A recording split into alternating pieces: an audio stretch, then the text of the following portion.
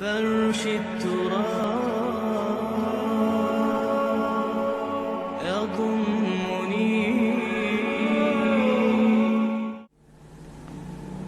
عالم اسلام میں سے عالم عرب ان کے شکنجے میں جا چکا.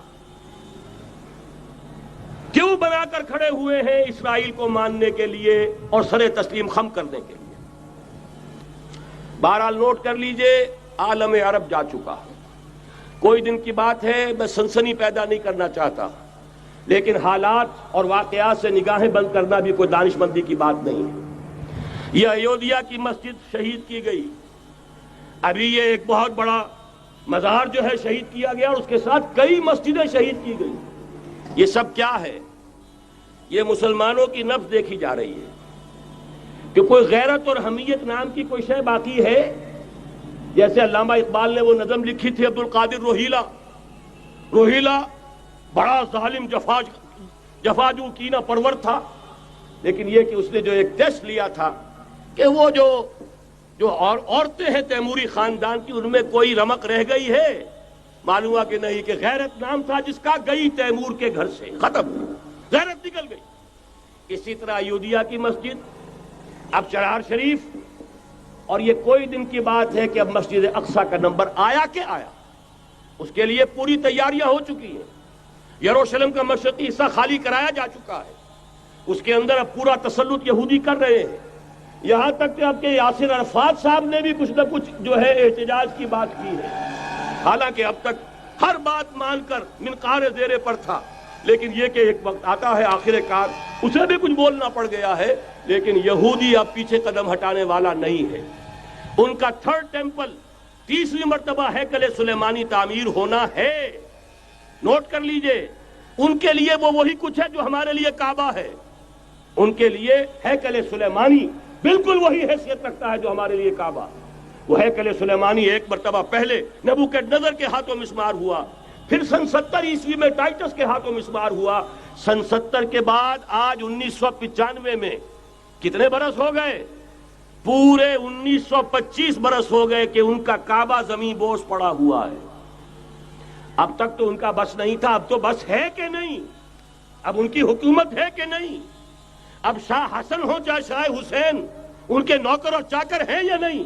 اب انہیں ڈر کس کا ہے؟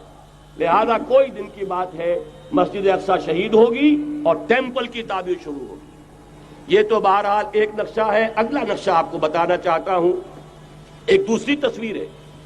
یہ تصویر ہے زمینی، ایک تصویر ہے آسمانی. وَمَكَرُوا وَمَكَرَ اللَّهُ وَاللَّهُ خَيْرُ الْمَاكِرِينَ. انہوں نے اپنی سی تدبیریں کی، اللہ نے اپنی تدبیر کی، اور ظاہر بات ہے اللہ کی تدبیر سے بہتر تدبیر کس کی ہوگی؟ چنانچہ یہودیوں کی سازشیں اس وقت بھی ناکام ہوئی تھی یا نہیں؟ ظاہر بات ہے جاء الحق وزهق الباطل ان الباطل کان زهوقا.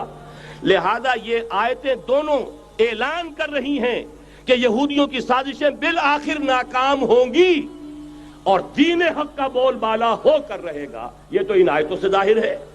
یریدون لیطفئوا نور اللہ بافواہہم واللہ متم نورہ ولو کرہ الکافرون. یریدون ان یطفئوا نور اللہ بافواہہم ویابى اللہ الا یتم نورہ ولو کرہ الکافرون.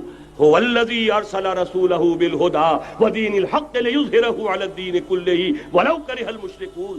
اللہ نے تو بھیجا ہی ہے اپنے رسول کو اس فیصلے کے ساتھ اور یہ ذمہ داری اور مشن دے کر کہ جو دین حق آپ کو دے کر بھیجا جا رہا ہے اسے غالب کیجئے، نافذ کیجئے، قائم کیجئے. اس مشن کے ساتھ بھیجا جا رہا ہے. قرآن کہتا ہے ببانگ دہل وما ارسلناک الا کافۃ للناس بشیرا ونذیرا.